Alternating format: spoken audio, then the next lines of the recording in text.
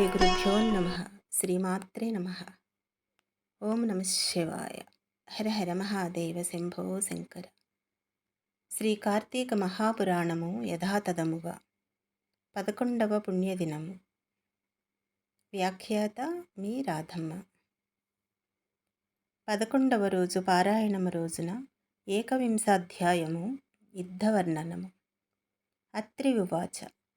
అగస్త్య సాధారణమైన దొమ్మిగా కొట్లాటగా ప్రారంభమై మారి ఆ సమరం ఒక మహాయుద్ధముగా పరిణమించినది.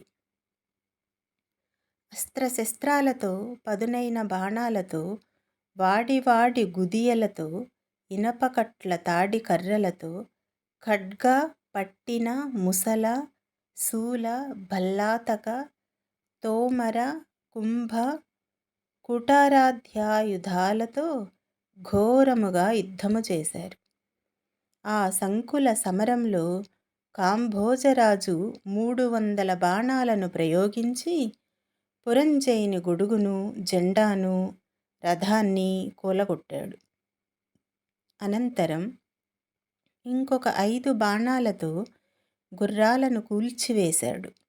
మరికొన్ని బాణాలతో పురంజయుని గాయపరిచాడు. అందుకు కోపించిన పురంజయుడు బ్రహ్మాస్త్ర మంత్రముతో అభిమంత్రించిన పదునైన 10 బాణాలను కాంభోజరాజుపై వేశాడు. ఆ బాణాలు కాంభోజుని కవచానని చీల్చి గుండెల్లో దిగబడ్డాయి. రక్తం ధారాపాతంగా కారుతుండగా తన వక్షంలో గుచ్చుకున్న బాణాలను పెరికి తీసి ఆ కాంభోజ మహారాజు, ఓ పురంజయ, నేను పరుల సొమ్ముకు ఆశపడేవాడిని కాను. నీవు పంపిన బాణాల్ని నీకు త్రిప్పి పంపుతున్నాను, తీసుకో అంటూ వానినే తన వెంట సంధించి పురంజయుని మీదకి ప్రయోగించాడు. ఆ బాణాలు పురంజయుని సారథిని చంపివేశాయి. ధనస్సును ముక్కలు చేశాయి. పురంజయుని మరింత గాయపరిచాయి. అంతటితో మండిపడిన అయోధ్యాధిపతి 20 రెక్కల బాణాలను వెంట సంధించి వాటిని ఆకర్ణాంతము లాగి కాంభోజునిపై వదిలాడు. ఆ 20 బాణాలు ఏకకాలంలో అతగాడి గుండెలలో నుండి వీపు గుండా దూసుకుపోవటంతో కాంభోజరాజు మూర్ఛిల్లాడు. దానితో యుద్ధము మరింత భయంకరమైనది. తెగిన తుండాలతో ఏనుగులు, నరకబడిన తలలతో గుర్రాలు, విరిగిపడిన రథాలు, స్వేచ్ఛగా దొర్లుతున్న రథచక్రాలు, తలలు, మొండేలు వేరుగా బడి ఎడంగా పడి గిలగిలా తన్నుకుంటున్న కాల్చంటుల కళేబరాలతో కథనరంగమంతా కంటగింపుగా తయారైంది. మృతవీరుల రక్తమక్కడ వాగులు కట్టి ప్రవహించసాగింది. అటువంటి ఆ భీషణ భీభత్స సంగ్రామములో అధర్మి అయిన పురంజయుని బలం క్రమక్రమంగా క్షీణించిపోయింది. కురుజాతి వీరుల విజృంభణము తట్టుకోలేక ఆ సాయంకాలానికి సమరభూమిని వదిలి పట్టణంలోనికి పారిపోయాడు.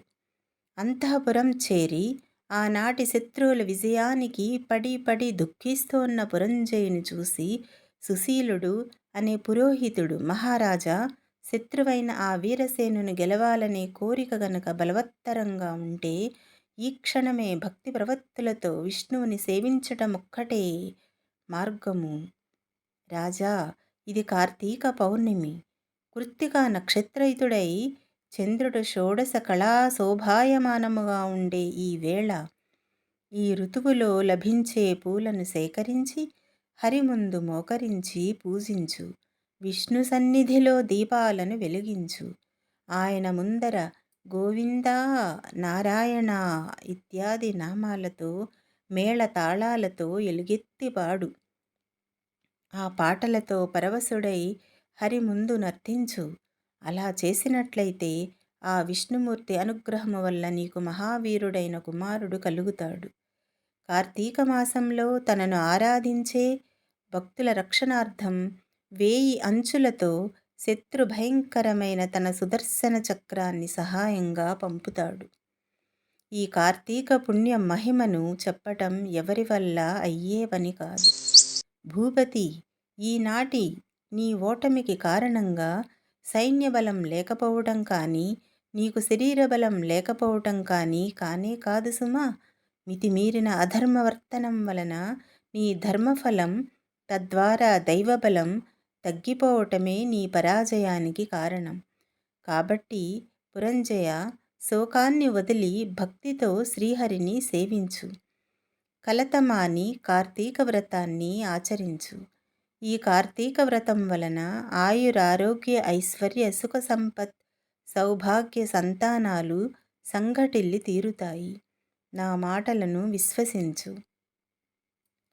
ఏకవింశోऽధ్యాయ సమాప్తః అనగా 21వ అధ్యాయము సమాప్తము. తదుపరి ద్వావింశాధ్యాయము అనగా 22వ అధ్యాయము. రెండవ నాటి యుద్ధము. పురంజయుని విజయము. అత్రి మహర్షి ఇంకా ఇలా చెప్పసాగాడు. అగస్త్య, ఆ విధంగా సుశీలుడు చేసిన బోధతో పురంజయుడు తక్షణమే విష్ణుయాలయానికి వెళ్ళి వివిధ ఫల పుష్ప పల్లవ దళాదిగా విష్ణువుని షోడశోపచారాలతోనూ పూజించి ప్రదక్షిణ నమస్కారాలర్పించి మేళ తాళాలతో ఆయనను కీర్తించి పారవస్యంతో నర్తించాడు. అంతేకాదు, బంగారంతో విష్ణు ప్రతిమని చేయించి దానికి కూడా పూజలు చేశాడు. దీపమాలికలు వెలిగించి అర్పించాడు. ఆ రాత్రంతా అలా విష్ణు సేవలో విలీనుడైన పురంజయుడు మరుసటి రోజు ఉదయమే శేషసైన్య సమేతుడై పునః యుద్ధరంగాన్ని చేరాడు. నగర సరిహద్దులను దాటుతూనే శత్రువులను సమరానికి ఆహ్వానిస్తూ భీషణమైన ధనుష్టంకారాన్ని చేశాడు. ఈ ఠంకారం చెవినబడిన కాంభోజ కురుజాది బలాలు పురంజయుడిని ఎదుర్కొన్నాయి. వజ్రాల వంటి కత్తులతోనూ పిడుగుల వంటి బాణాలతోనూ అమిత వేగవంతాలు, ఆకాశానికి సైతం ఎగరగలిగినవి అయిన గుర్రాలతోనూ, ఐరావతాల వంటి ఏనుగులతోనూ, అన్యోన్య జయకాంక్షా తత్పరులై ప్రాణాలకు తెగించి పోరాడే కాల్బాలతోనూ క్రమక్రమంగా యుద్ధం దుర్నిరీక్ష్యమానంగా పరిణమించసాగింది.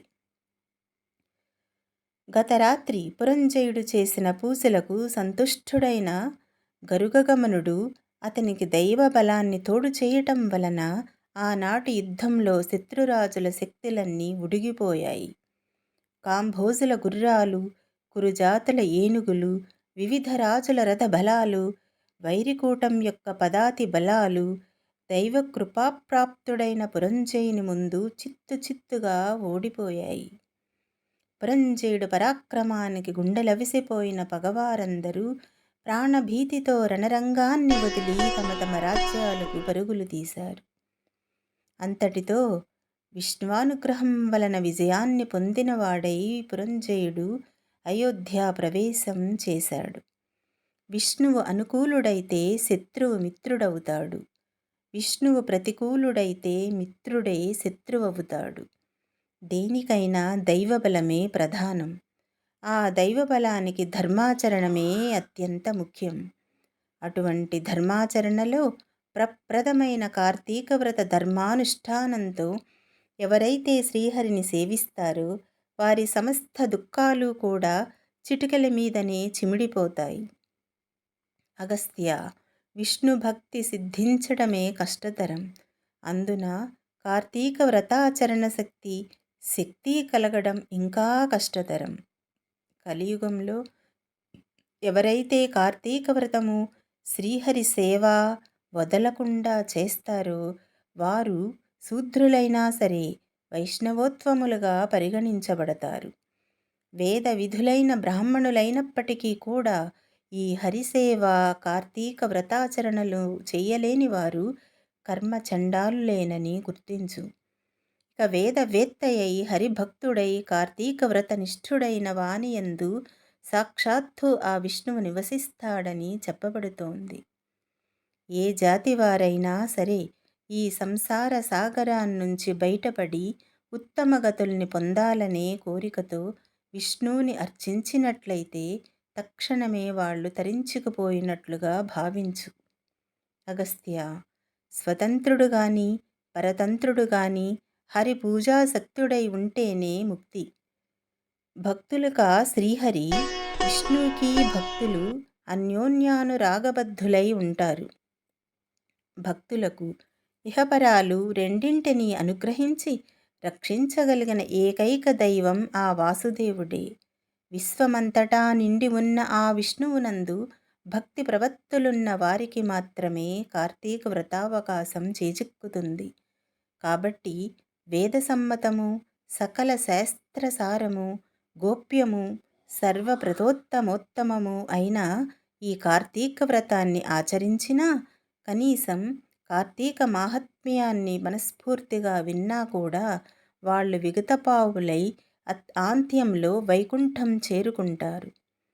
మహత్వపూర్వకమైన ఈ 22వ అధ్యాయాన్ని శ్రాద్ధకాలంలో పఠించటం వలన పితృదేవతలు కల్పాంత తృప్తిని పొందుతారు సుమా. త్రయోవింశాధ్యాయము. పురంజయని మోక్షము.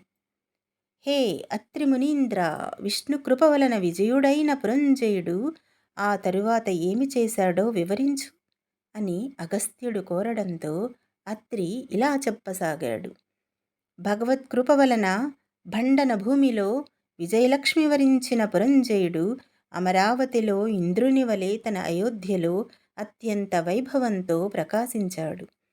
గతంలోని దుష్టభావాలను విసర్జించి సత్య శౌచపాలనం, నిత్య ధర్మాచరణం, దానశీలత, యజ్ఞయాగాది నిర్వహరణలు ఇత్యాదులు చేస్తూ ప్రతివర్ష ప్రయుక్త కార్తీక వ్రతాచరణం వలన విగత కల్మషుడై విశుద్ధుడై అరిషడ్వర్గాన్ని జయించి పరమ వైష్ణవుడై మనసాగాడు. అంతేకాదు, నిరంతరము కూడా శ్రీహరి పూజాప్రియుడై ఏ దేశాలలో, ఏ ఏ క్షేత్రాలలో, తీర్థాలలో విష్ణువుని ఏ ఏ విధాలుగా పూజించటం వలన తన జన్మ తరిస్తుందా అనే తపనతో ఉండేవాడు. అంతగా హరిసేన సంవిధాన సంతృప్తుడైన కారణంగా ఒకనాడు ఆకాశవాణి, పురంజయ, కావేరీ తీరంలో శ్రీరంగ క్షేత్రం ఉన్నది. శ్రీరంగనాథుడనే పేర అక్కడ వెలసి ఉన్న విష్ణువుని కార్తీక మాసంలో అర్చించి జనన మరణాల నుంచి కడతేరుమని ప్రబోధించటంతో రాజ్యపాలన మంత్రులకు అప్పగించి తగినంత చతురంగ బలయుక్తుడై అనేక తీర్థక్షేత్రాలను దర్శిస్తూ అక్కడక్కడ యోగ్యవిధిగా శ్రీహరిని అర్చిస్తూ కావేరి మధ్యంగతమైన భూలోక వైకుంఠమైన శ్రీరంగాన్ని చేరి కార్తీక మాసమంతా కావేరీ నదిలో స్నానాదులని, శ్రీరంగంలో రంగనాథ సేవలను చేస్తూ ప్రతి క్షణము కూడా కృష్ణ, గోవింద, వాసుదేవ, శ్రీరంగనాథ అని హరినే స్మరిస్తూ జపదానాది విద్యుక్త ధర్మాలన్నింటినీ నిర్వర్తించి కార్తీక మాస వ్రతం పూర్తి చేసుకొని పునః అయోధ్యను చేరుకున్నాడు. అనంతరం ధర్మకామం వలన సత్పుత్ర పౌత్రాదుల్ని పొంది కొన్నాళ్ళు సర్వభోగ వివర్జితుడై భార్యా సమేతంగా వానప్రస్థమును స్వీకరించి కార్తీక వ్రతాచరణ విష్ణు సేవలలోనే లీనమై తత్పుణ్యవశాన ఆంత్యంలో వైకుంఠాన్ని చేరుకున్నాడు. ఏవం శ్రీస్కాందపురాణంతర్గత కార్తీక మహాత్మ్యే ఏకవింశద్వావింశాధ్యాయౌ. 21, 22, 23 అధ్యాయములు 11వ నాటి పారాయణము సమాప్తము. అనగా ఏకాదశి దినము రోజు మన యొక్క పారాయణము సమాప్తము.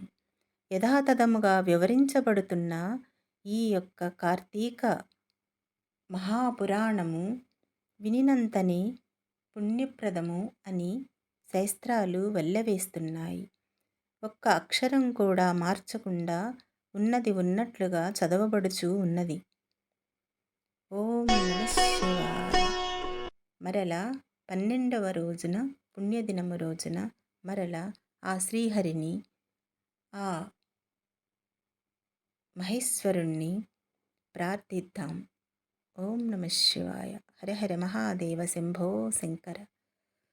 ఆత్మబంధువులకి నమస్కారములు.